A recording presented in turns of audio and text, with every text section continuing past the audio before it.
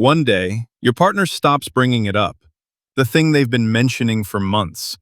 Maybe they wanted more time with you. Maybe they felt like they were carrying too much at home. Maybe they kept trying to talk about what happens when you get close to something difficult and you shut down. For a while, they asked. Then they reminded you. Then they complained. Eventually, you started fighting about how often they complained. And then, nothing. No reminder, no argument, no, can we talk? The house gets quieter. And maybe your first thought is, finally, we're doing better. Maybe you are.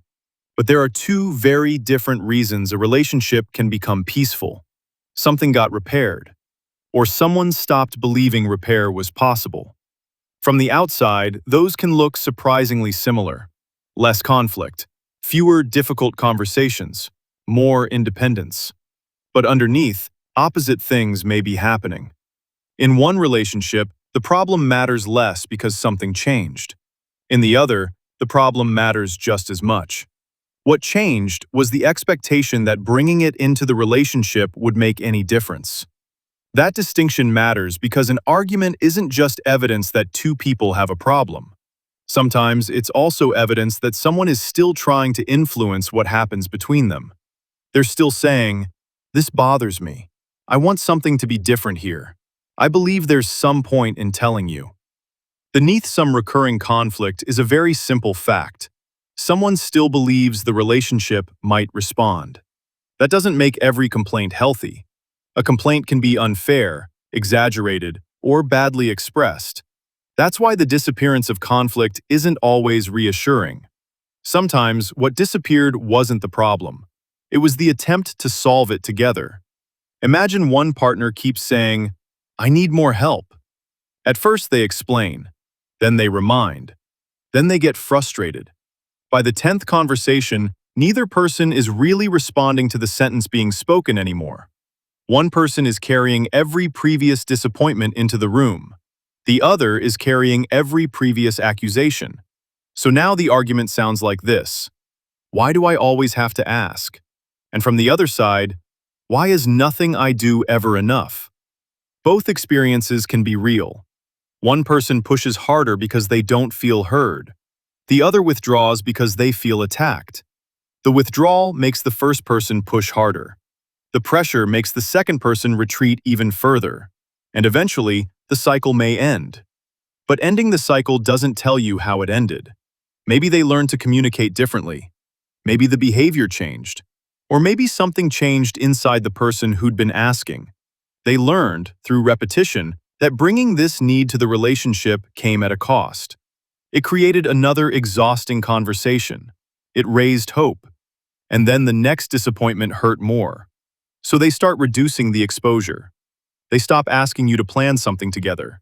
They make their own plans. They stop telling you every time something hurts. They call a friend. Little by little, they arrange their life so that your response matters less. And this is where resignation can be mistaken for maturity. They seem calmer, more self-sufficient, less demanding. They're not turning every disappointment into a relationship conversation anymore. Maybe it looks like they've finally accepted you. But acceptance and resignation aren't the same thing. Acceptance says, "I see this limitation clearly. I may not like it, but I've decided I can live with it and still remain meaningfully engaged here." Resignation says, "I've stopped expecting this relationship to respond to this part of me because expecting that hurts too much." Across a room, those can look almost identical. And for the other partner, the change can feel like relief. For months, every request carried pressure. Then suddenly, the pressure is gone. So it's understandable to think, maybe we finally got past it. But the other person may be having a completely different experience. The problem didn't get smaller. The relationship got assigned a smaller role in dealing with it. That's a very different kind of peace. And the relationship may continue functioning extremely well. Bills get paid, children get where they need to go, you watch television together, you may still laugh. There doesn't have to be an affair or a dramatic rupture. In fact, the relationship can become easier to manage because one person has stopped asking it to do as much emotionally. That may be the strangest part of resignation. The relationship becomes more functional because it's being asked to be less intimate. So if less fighting doesn't tell you enough, what does? A better question is, what appeared in the space where the fighting used to be? After repair, there's usually not just less conflict. There's more relationship, more warmth, more spontaneous reaching, more willingness to bring things up before they become emergencies. After resignation, there can also be less conflict, but often there's less reaching with it. Fewer requests, fewer bids, less sharing, less desire to be understood, less disappointment, partly because there's less expectation. So don't just notice whether your partner stops saying, "You never listen." Notice whether they also stop saying, "Come sit with me. Tell me what you think. I had a terrible day.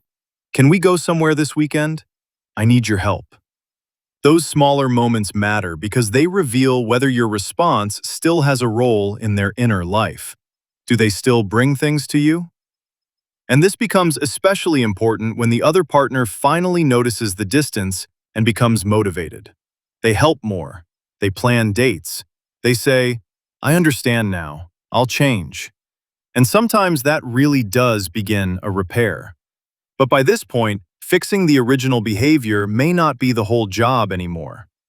Suppose the complaint for years was, "You never help me carry this." Now you help. That matters.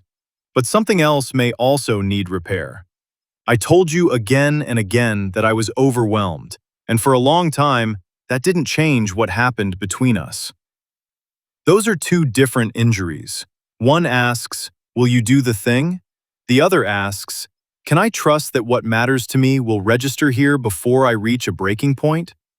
So late repair may have two jobs: change what wasn't working, and change what repeated non-response taught the other person about depending on you.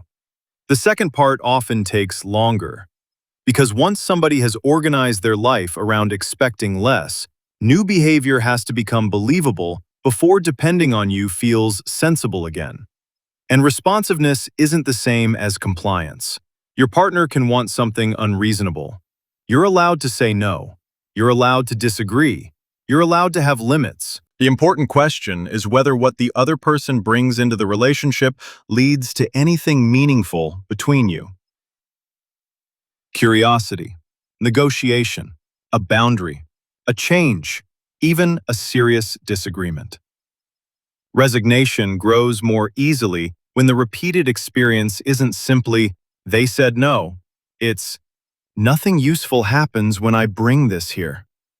The relationship absorbs the information and carries on exactly as before.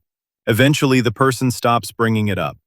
And that's how two partners can end up telling two completely different stories about the same silence. One says, "I tried for years, nothing happened." The other says, "I had no idea it was still this serious. You stopped talking about it." Both may be describing what they genuinely experienced, so the absence of distress isn't by itself proof that intimacy returned. Sometimes, distress falls because the problem was repaired. Sometimes, it falls because exposure to the problem was reduced. If I stop asking you for comfort, I can't be disappointed when comfort doesn't come. If I stop telling you what hurts, I can't feel dismissed when you don't understand. That can create real calm, but calm and closeness are different achievements. None of this means every quiet relationship is quietly dying.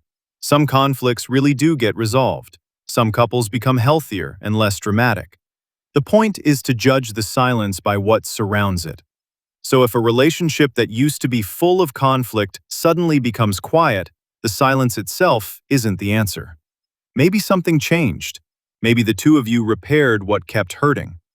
That kind of peace has more relationship inside it. But peace has another version. One where someone becomes easier to live with because they've stopped bringing you the parts of themselves that kept being disappointed. From the other side, both versions can look almost identical, until you ask the question that matters. What replaced the conflict? More connection or less expectation? A relationship hasn't necessarily healed because someone stopped asking for change. Sometimes the thing worth noticing isn't that they stopped fighting with you. It's whether they stopped reaching for you too.